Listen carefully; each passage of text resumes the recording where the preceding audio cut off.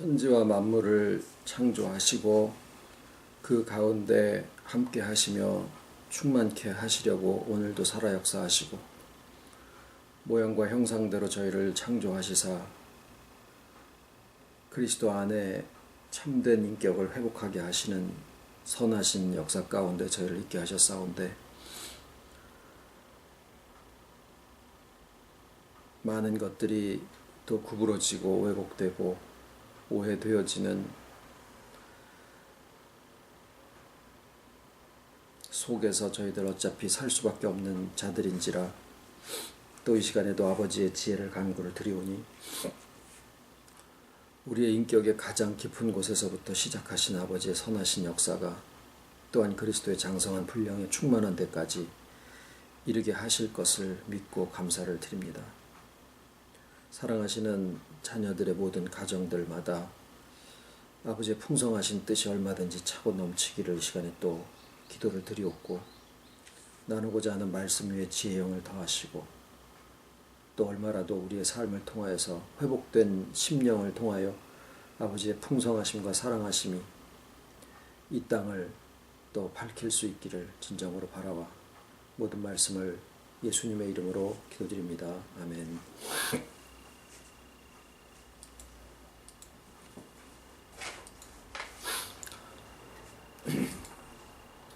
오늘의 말씀은 고린도 후서 4장 6절로 12절까지입니다. 고린도 후서 4장 6절로 12절. 어두운 데서 빛이 비추리라 하시던 그 하나님께서 예수 그리스도의 얼굴에 있는 하나님의 영광을 아는 빛을 우리 마음에 비추셨느니라. 우리가 이 보배를 질그릇에 가졌으니 이는 능력의 심히 큰 것이 하나님께 있고 우리에게 있지 아니함을 알게 하려 함이라.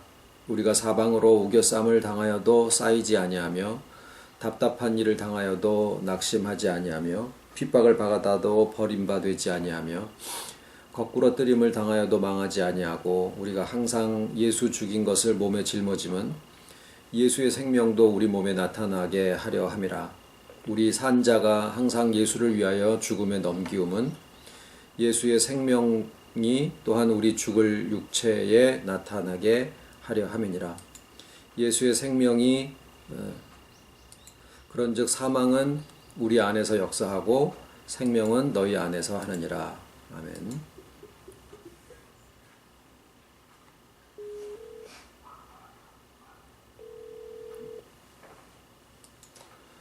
오늘 말씀은 우리 안에 보배가 있다라고 말씀을 하고 계십니다. 그런데 그 보배를 질그릇에 가지고 있다. 그래서 가장 흔한 질그릇과, 물론 이제 질그릇이 쉬이 깨지고 또 약하다라는 그런 특성을 가진 것도 우리가 알지만, 가장 흔하고 일반적인 것 안에 그 보배를 비교를 하고 있다라는 것도 좀 생각을 해볼 필요가 있어요. 우리가 살아가는 일상이나 또 자기 자신을 생각을 해볼 때 그냥 참 일반적이다, 별것도 없다 라고 생각하는 부분들이 분명히 있습니다. 그런 것들로 우리의 삶이 구성되어 있고 우리의 인격도 다르지 않지요. 그런데 그런 일반적인 것 안에 보배를 가지고 있게 되면 괜히 실실 웃음이 나오고, 누가 뭐라고 하지 않아도 그냥 입이 간지러워서 자기 갖고 있는 거를 얘기하고 싶은 그런 경험들이 우리가 살면서 있습니다. 그래서 그런 느낌을 가지고 오늘 이 말씀을 좀 생각을 해봤으면 합니다. 보배를 말씀하기를 예수 그리스도의 얼굴에 있는 하나님의 영광을 아는 빛을 우리 마음 가운데 비추셨다. 그래서 그걸 딱 잘라서 보면 예수 그리스도의 얼굴에 있는 하나님의 영광을 아는 빛, 이렇게 표현이 되어 있거든요. 그러면은 이 보배, 내가 가지고 있는 보배가 뭘까? 굳이 딱 집어라, 한 단어로.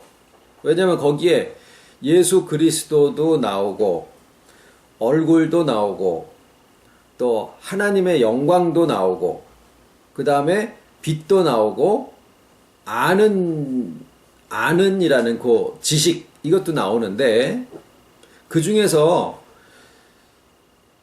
한마디로 요 보배가 뭐냐라고 한 단어만 골라봐라. 그 5단어 중에서 하나님의 영광도 귀하고 예수 그리스도도 귀하시고 또 얼굴도 의미가 있고 다 그렇지만 한 단어로 이 보배가 뭐냐라고 할 때 지식입니다. 지식. 그 문장에서 볼 때는요. 그러면 지식이 뭐 하나님의 영광보다 귀하고 지식이 예수 그리스도보다 귀하다라는 얘기냐? 그런 뜻이 아니라 요 문장을 쓸 때 이제 보세요. 성경에 얼굴이나 몸에서 하나님의 영광이 광채로 나타났다라고 하는 그런 기사가 모세의 경우가 있죠.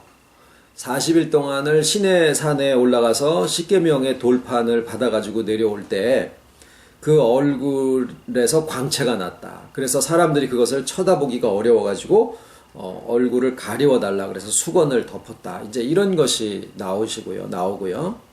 그 다음에 마태복음에 보면은 세 제자를 데리고 올라가신 그 변화산에서 예수님이 호련히 광채나는 그러한 모습으로 바뀌셨다.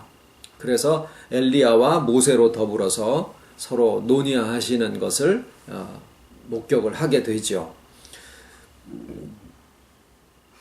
그 두 가지의 차이를 놓고 왈가왈부하는 것은 큰 의미가 없어요. 왜냐하면 얼굴에서 광채가 났느냐, 몸에서 광채가 났느냐, 옷에서 광채가 났느냐, 그것도 큰 의미가 아닙니다. 모세의 얼굴에서 난 광채나 예수님의 변화된 모습에서 난 광채나 하나님의 영광을 광채의 형태로 나타나셨다라고 하는 거에 대해서는 서로 차이가 없어요. 그런데 이제 그 면을 얘기를 하는 것이라고 하면 예수 그리스도의 얼굴에 있는 하나님의 영광의 광채에서 끝나야 돼요. 예수 그리스도의 얼굴에 있는 하나님의 영광의 광채라고 하고 그냥 끝나야 되거든요. 그런데 오늘 말씀을 단어 하나하나를 넣고 빼는 것을 이유 없이 어떤 단어가 들어가 있지 않거든요. 우리가 선악을 알게 하는 나무의 실과 라는 표현과 선악의 나무의 실과 라고 하는 것의 차이는 알게 하는, 그러니까 지식이라고 하는 단어가 하나 더 들어가 있는 것과 들어가 있지 않은 것의 차이인데, 이 들어가 있는 것이라고 하는 의미를 분명히 생각을 해 봐야 되는 거예요. 선악의 나무의 실과라고 하지 않고 선악을 알게 하는 나무의 실과라고 한 이유가 있다라는 거죠. 마찬가지로 똑같은 아는이라고 하는 그 단어가 예수 그리스도의 얼굴에 있는 하나님의 영광을 아는 빛이라고 거기다가 이렇게 일부러 집어넣어 놓으신 이유가 있다라는 거죠.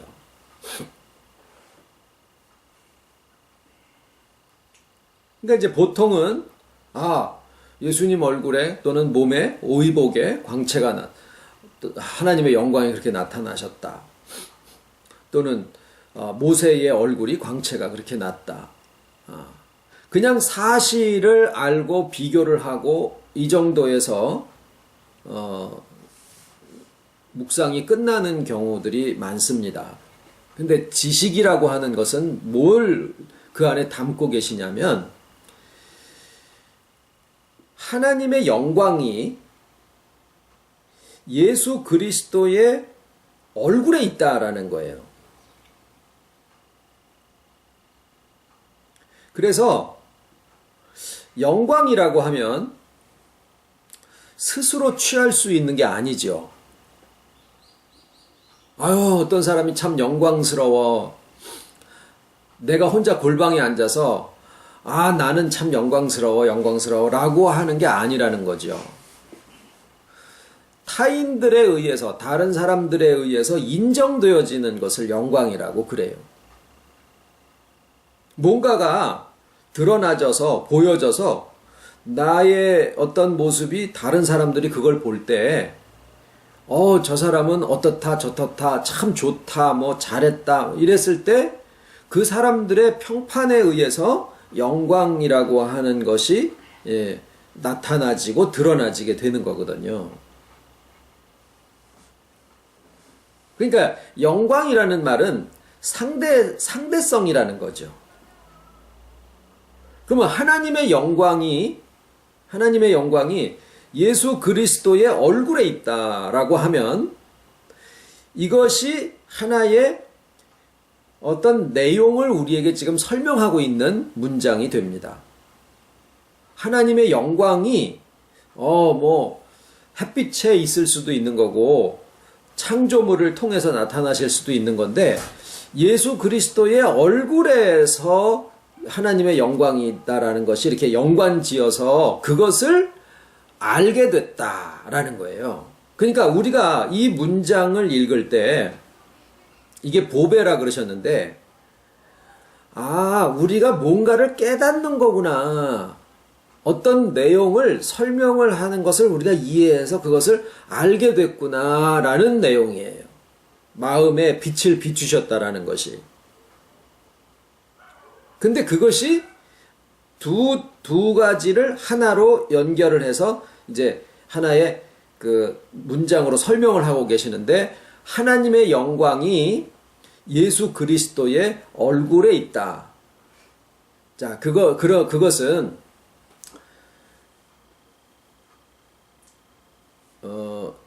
예수 그리스도의 얼굴을 한번 생각을 해보시자 그 말입니다. 하나님의 얼굴이라는 것도 성경에 표현이 나옵니다. 그런데 잘 아시다시피 하나님은 영이시니까 얼굴이 있는 분이 아니지요. 하나님의 손, 다 실제로 물리적으로 손가락에 5개 달려있고 이런 손을 얘기하는 게 아니지요. 얼굴도 마찬가지입니다. 그런데 예수 그리스도의 얼굴이라고 할 때는 얘기가 달라져요. 내가 그 얼굴을 똑똑히 봤어 라고 얘기를 할 때 그 사람을 내가 알고 있다라는 얘기를 하는 게 아니라 그 사람이 실제로 존재한다라는 얘기예요. 예수 그리스도의 얼굴이라고 하면 사람이라는 내용을 이렇게 그 얼굴이라는 그 표현으로 나타내시는 거예요. 사람이다 그예요. 그러니까 하나님으로서의 예수님이 아니라 사람으로서의 예수님을 얘기를 할 때 얼굴이라는 표현을 씁니다.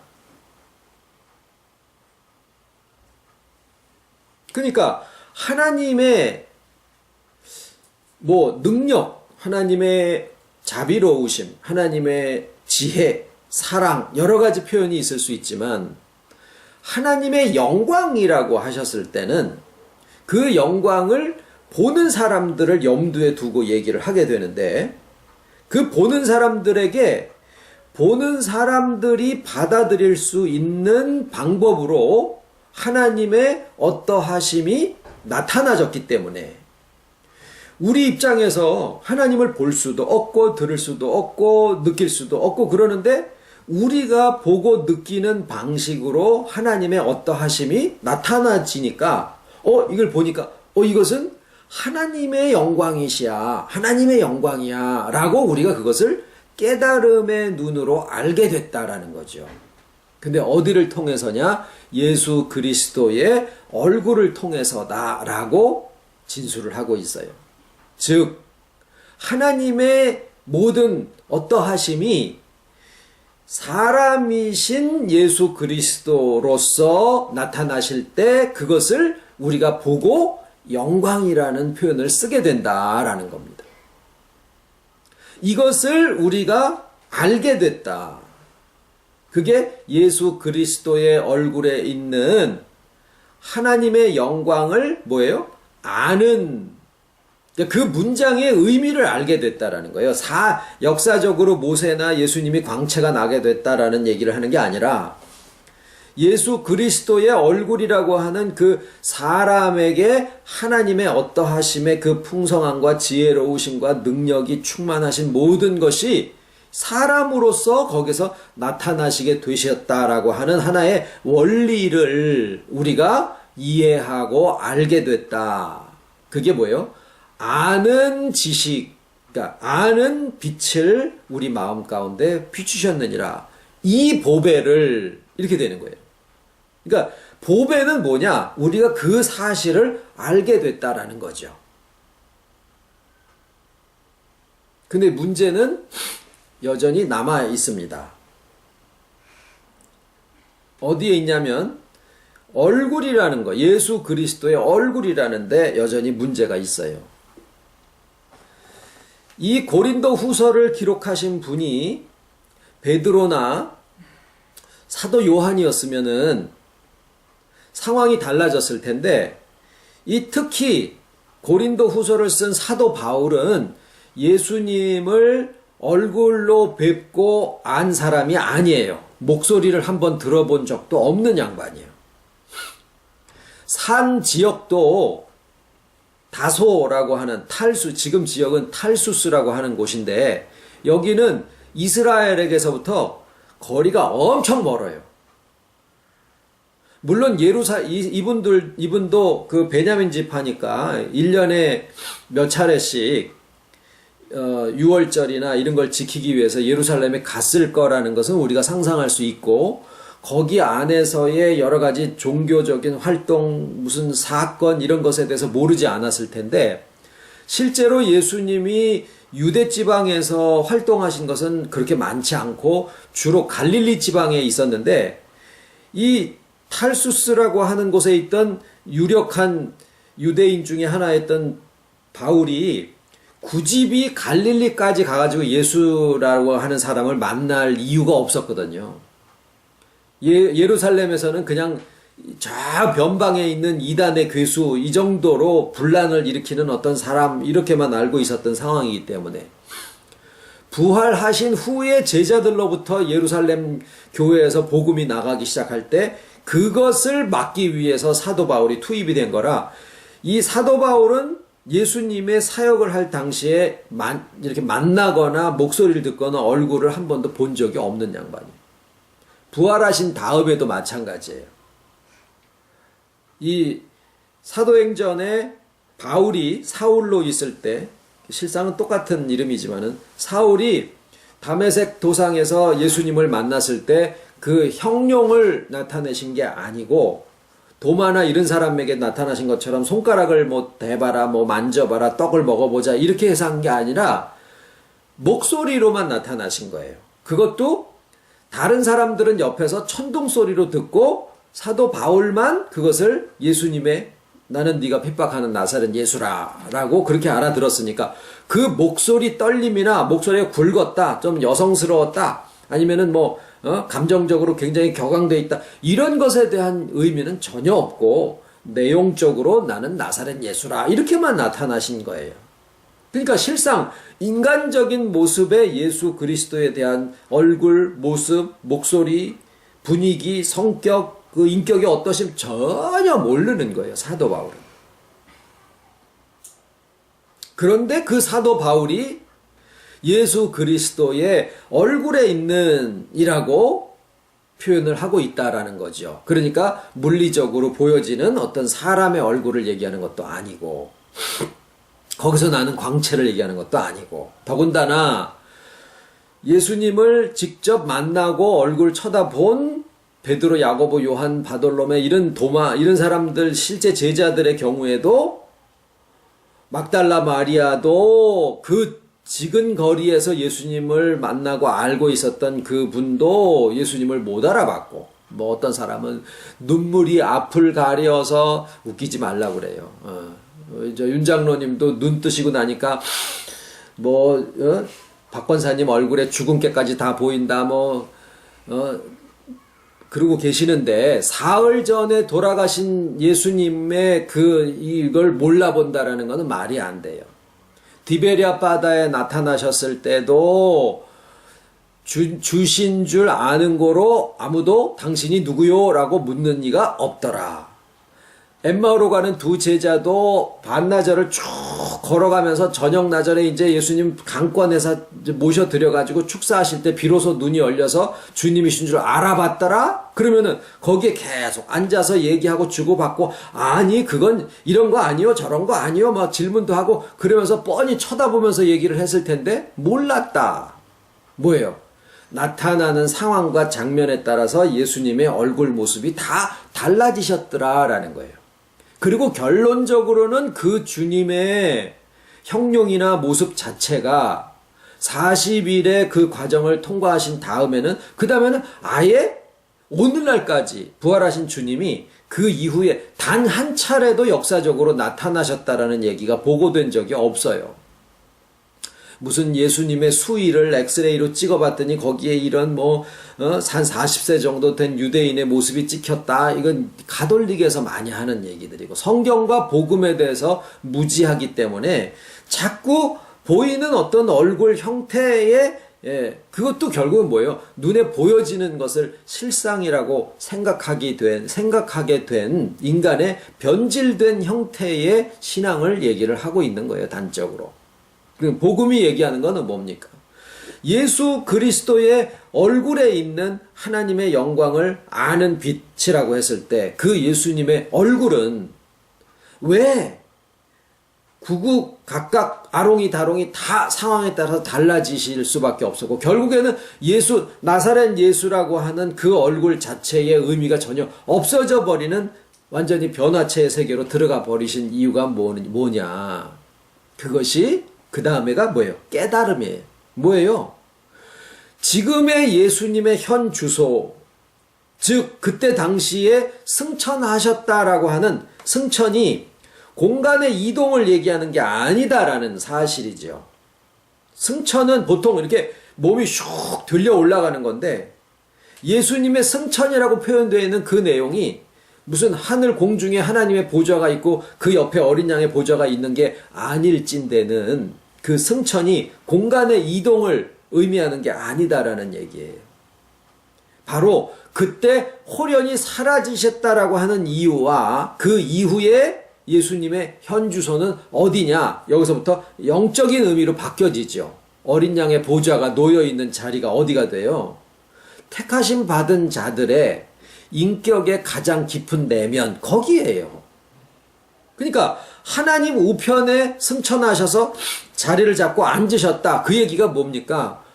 이제 택하신 모든 자녀들의 인격의 내면에 죽은 영을 만나셔서 그것을 소생시키신 바 되고 거기에 함께 하신다. 그 얘기를 하나님 우편에 앉으셨다라고 얘기를 한 거다라는 거예요.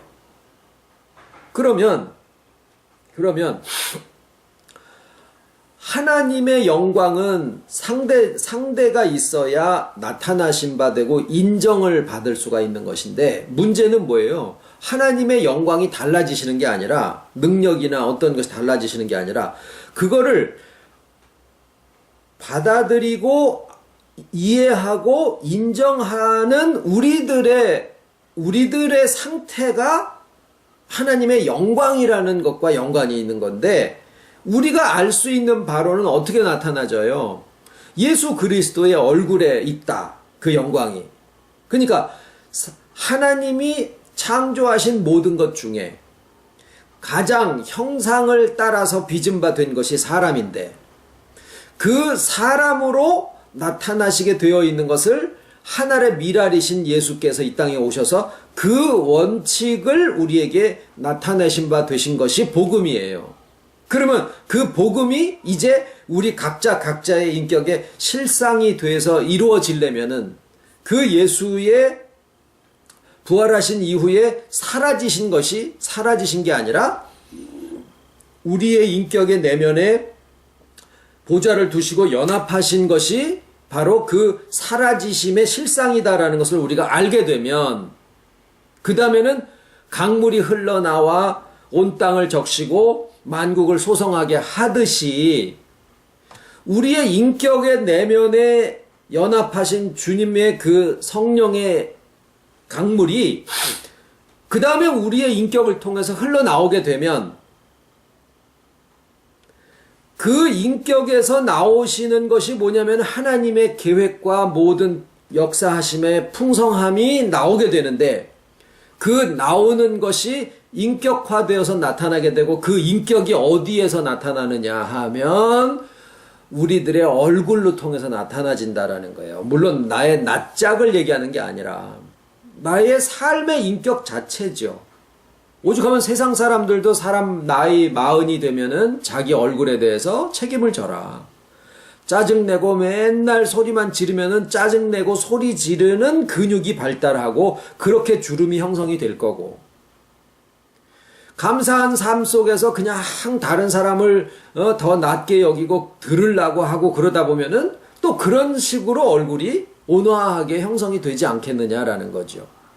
어느 날 갑자기 내가 웃었다 그래가지고 갑자기 주름이 쫙 펴지는 게 아니거든요. 그 결국에는 우리의 인격이 그렇게 해서 나타나는데 보니까 저 사람 말은 저렇게 해도 결국은 살아가는 것은 그게 전혀 아니다. 그러면 그렇게 또 나타날 테고. 그게 얼굴이라는 것은 그 사람의 인격을 얘기를 하지 않겠습니까?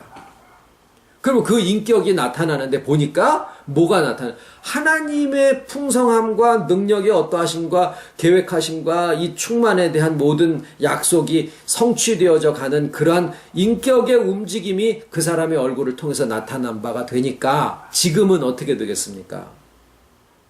예수 그리스도의 얼굴이라는 그 자리에 예수 그리스도와 그리스도라는 말이 연합이라는 말이니까 예수 그리스도의 얼굴이라고 하는 그 자리가 뭐예요? 주와 연합한 나 자신들이다라는 거예요.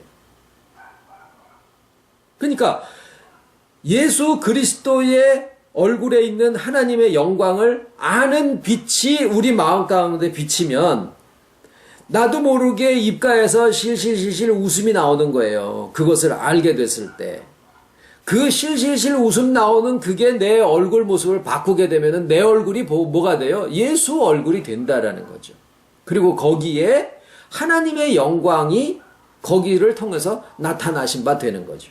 그러니까 이 얼굴이 그렇게 되어져 가는 것을 보고 다른 사람들이 그 사람의 인격을 보고 위로를 받고 회복이 되어지고 말을 섞고 말을 나누면서 조급한 마음이 위로를 받게 되고 또 자기가 회복하게 되고 길이 없는데 길이 발견이 되어지고 그런다라고 하면 그 대화 속에서 역사하신 이가 누구예요? 성령이시고 예수 그리스도라는 거예요.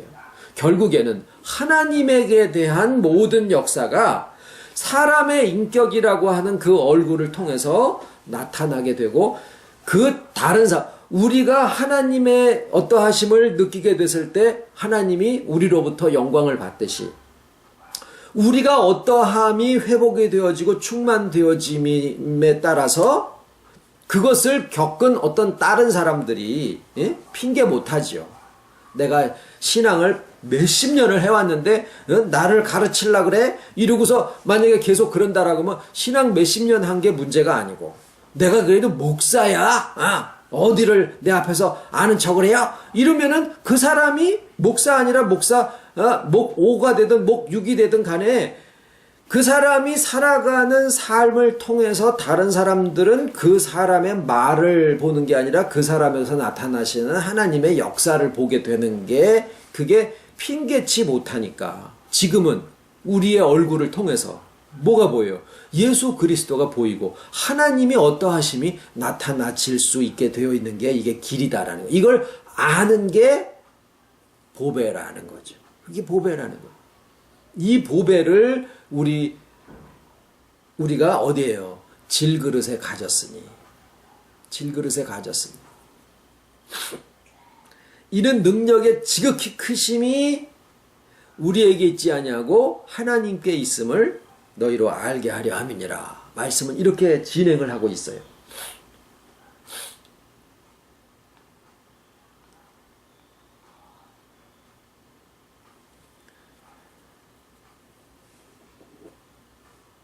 애굽의 장자를 치시고, 애굽의 장자를 치시고, 마국간에 있는 짐승의 첫 새끼, 바로 왕의 아들, 그 장자를 치신 대신에 이스라엘은 나의 장자다. 그러시고 이스라엘을 다 건져내시지 않습니까? 출애굽의 역사가. 그리고 나서는 이스라엘의 첫 새끼들은 다 죽이고, 그 다음에 나귀의 첫 새끼는 어린 양으로 대속을 하고, 사람의 집안에 첫 아들이 나게 되면 그 아들은 꼭 대속을 해라. 이게 무슨 얘기냐면 맏아들들을 하나님이 취하시겠다라는 그런 어떤 소유에 대한 의미를 얘기하시는 게 아니라 뭡니까? 기력이에요. 기력의 시작. 그러니까 우리의 기력의 시작이 바뀐다라는 거죠. 이는 능력의 지극히 크심이 우리에게 있지 아니하고 하나님께 있음을 너희로 알게 하려 함이니라.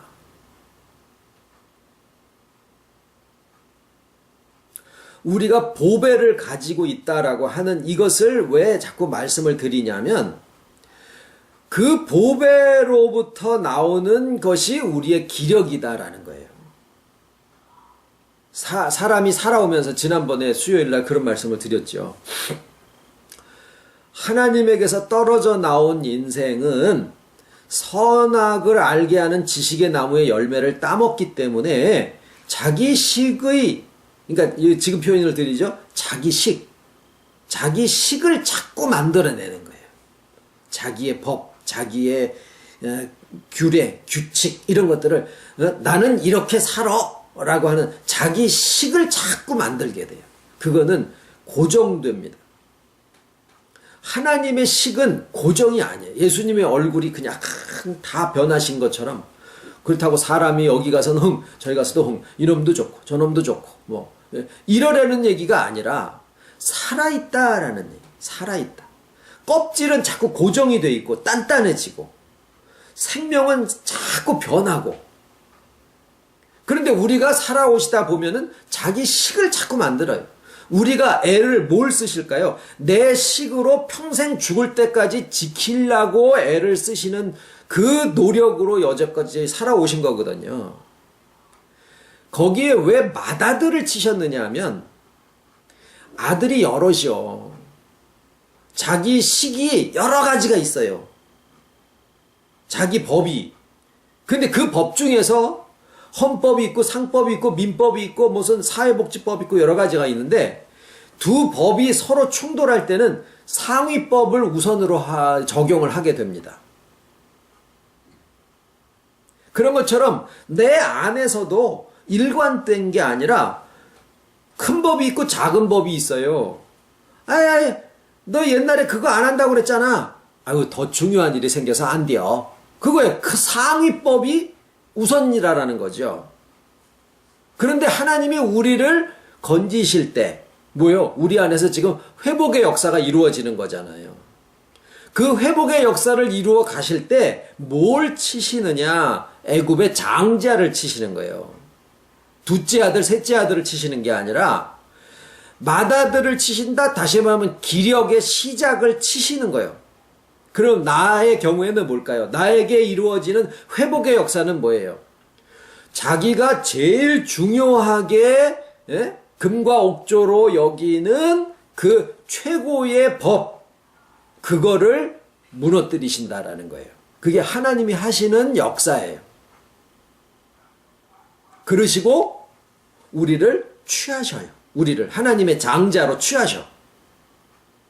그러시고는 우리에게 있어서 하나님의 기력으로서 나타낸 바 되게 하시는 과정이 바로 뭐냐면, 내 안에 이 질그릇 안에 보배를 두셨다라는 것을 얘기를 하시는 거예요. 그게 뭡니까? 예수 그리스도의 얼굴에 있는, 지금 해석하면은 뭐예요? 주 안에 연합하여 하나 된 나의 인격을 통해서, 내 얼굴을 통해서 하나님의 어떠하심, 풍성하심을 이 땅에 나타내시기를 기뻐하신다. 그것이 나의 기력의 시작이 되게 하신다라는 거예요. 이걸 뭐라고 그러십니까? 능력의 지극히 크심이 하나님께 있고 우리에게 있지 아니함을 알게 하려 함이니라. 뭘 가지고 사십니까? 권사님들, 장로님들, 윤목사야, 집사님들, 뭔 기력으로 우리가 삽니까? 평생 나 이렇게 살아왔으니까 내 이 기력대로, 이 기력의 시작, 이 내 식으로 살아가는 거 내버려둬. 이 기력으로 살아갈 수도 있고, 예수 그리스도의 얼굴에 있는 하나님의 영광을 아는 그 지식, 그 빛을 나의 보배로 삼아서 그 힘으로 살아갈 수도 있다라는 거죠. 그런데 하나님의 역사가 시작이 되신 것은 내가 어떻게 되돌릴 수 있는 게 아니거든요. 그 역사가 시작이 된 거예요. 강물이 흘러내려오기 시작했다고요. 나는 단지 뭐예요? 물 갈 때 배질하는 거예요. 아버지께서 일하시니 나도 일하는 거다, 그 말이죠. 시절을 쫓아서 과실을 맺는 거예요. 하나님의 역사의 방향이 어떠하다라고 하는 것을 우리가 말씀을 통해서 알게 되면, 그게 지식이요. 알게 되면 나의 수고도 그쪽으로 같이 합하여지는 것을 동행이라 그래요. 그걸 동행이라 그래요. 근데 옛날식은 뭐라 그러죠? 내비려도. 나 상관하지 마. 나 평생 이렇게 살아왔는데 지금의 이 나이 와서 뭘 바꾸라 그래요? 그게 뭐죠? 군대 귀신 들린 자가 너 누구냐? 때도 안 됐는데 와가지고 왜 나를 이렇게 그 고생을 시키시오? 똑같은 얘기예요. 귀신 소리다라는 거예요. 선악을 알게 하는 나무의 실과를 따먹은 인생이 만들어내는 것은 자기식입니다. 자기식이 있으면 틀림없이 싸움이 일어나요. 왜? 자기식이 다 다르니까. 선악을 알게 하는 나무 실과를 따먹은 놈들마다 전부 자기식이 다 생겨버린 거예요. 다. 그래서 자기식에 안 맞으면 다 틀렸대. 능력의 지극히 크심이 우리에게 있지 아니하고. 무슨 얘기입니까? 맨날 기도하면서 하나님의 능력을 입혀주시옵소서. 그것도 자기식이에요. 내가 또 오늘 나의 식을 만들어내고 내 식을 고집하고 나의 법대로 상대방을 판단하고 있는 것은 아닌가? 우리가 그것을 본다라는 거죠. 지식은 눈이에요. 지식에까지 새롭게 함을 입은 다음에는 그 다음에 네 바라보는 모든 것을 네 땅이 되게 하리라. 그게 뭐예요? 변화의 세계예요. 상속의 세계가 다른 데가 아니라 눈이 열리는 거예요. 아, 아버지의 세계가 이렇게 우리 앞에 열려지는구나. 그것이 어디에서 시작이에요? 애굽의 장자를 치심으로써 시작이 나는 거예요. 나의 기력의 시작이 꺾여지면서 그때서부터 비로소 출애굽의 역사가 되듯이 내게서 회복의 역사와 충만의 역사, 가나안 땅의 모든 기업이 이제 정말로 실질적으로 나한테 주어진다라는 거죠. 에휴, 내가 이제 살 날이 얼마 남았다고 이제 와서 또 뭘 바꾸기는 이렇게 살다가 죽지. 그게 마귀 소리예요. 그게 마귀 소리예요. 기도하겠습니다. 고마우신 아버지, 육의 나이가 80이 되고 90이 돼도 주 앞에 어린 나이에 그 생명력을 사모하는 마음을 저희들에게 주셨고 친히 약속하신 대로 찾아오셔서 예수 그리스도의 얼굴에 있는 하나님의 영광을 아는 빛을 우리 마음 가운데 비치심으로 이제 또다시 주 안에 있는 우리들의 얼굴이 그 얼굴이 되게 하사 우리들의 살아가는 모든 인격과 그 삶을 통해서 하나님의 어떠하심과 예수 그리스도의 복음이 어떠하심을 저희들의 얼굴과 삶을 통해서 나타내는 삶들이 되게 해주셔서 정말 감사를 드립니다. 여전히 선악을 알게 하는 나무의 실과를 따먹은 자기의 법이 스스로를 고립시키고 구속하고 애굽의 바로처럼 왕노릇을 하고 있는 우리들의 모습을 아버지 앞에 또 고백을 드립니다. 기력의 시작을 끊으시고 꺾으시고 오직 능력의 힘이 크신 것이 우리에게 있지 아니하고 아버지께 있음을 이 시간에 고백하고 또 그 말씀의 뜻을 이해하고 그 삶이 사라지기를 진정으로 저희들의 마음속에 원하게 되었사오니 이루어 주실 것을 믿고 감사를 드립니다. 사랑하시는 모든 자녀들의 가정들마다 보배를 질그릇 가운데 담고 서로가 그것을 나누고 기쁨을 또한 교류할 수 있는 하늘과 땅의 기름짐의 축복이 차고 넘치옵기를 이 시간에 기도를 드리고 또 반가운 얼굴들 이번 주에 서로 만나 뵙게 될 때 오가는 모든 과정과 또 서로 나누는 모든 대화 가운데 말씀 가운데 친히 함께 하셔서 풍성하게 하여 주셨기를 예수님의 이름으로 기도드립니다. 아멘. 아멘.